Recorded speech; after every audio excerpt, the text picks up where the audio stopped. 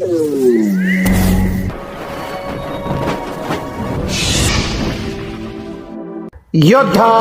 News Marathi.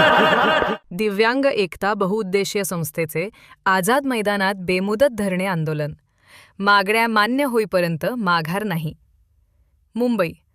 दिव्यांग एकता बहुउद्देशीय सामाजिक सेवा संस्था पुणे, महाराष्ट्र राज्य यांच्या वतीने आज दिनांक 15 एप्रिल 2026 पासून मुंबईतील आझाद मैदान येथे बेमुदत धरणे आंदोलन सुरू करण्यात आले आहे.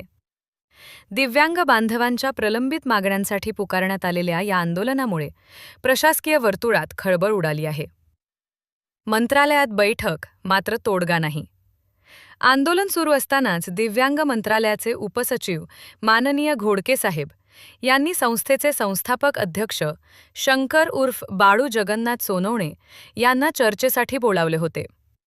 या बैठकीत घोडके साहेबांनी सांगितले की संस्थेच्या 6 प्रमुख मागण्यांचा विचार करून प्रत्येक विभागाला त्याबाबत पत्रव्यवहार केला जाईल.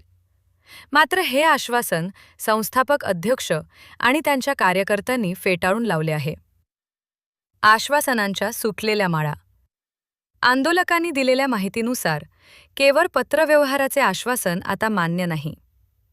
यापूर्वी डिसेंबर 2025 दिव्यांग आयुक्तालय पुणे येथे आंदोलन केले असता तेव्हाही प्रशासनाने केवळ आश्वासनेच दिली होती.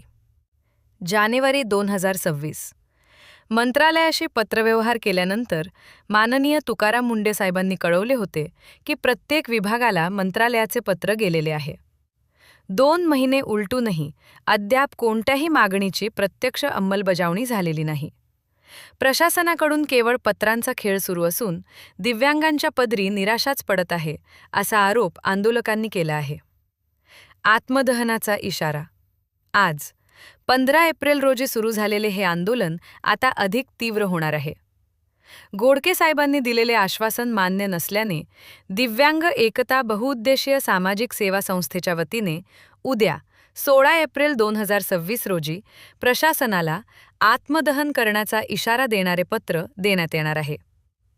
जोपर्यंत मागण्यांची अंमलबजावणी होत नाही तोपर्यंत आझाद मैदानातून हलणार नाही, असा ठाम निर्धार संस्थापक अध्यक्ष शंकर उर्फ बाळू जगन्नाथ सोनवणे यांनी व्यक्त केला आहे.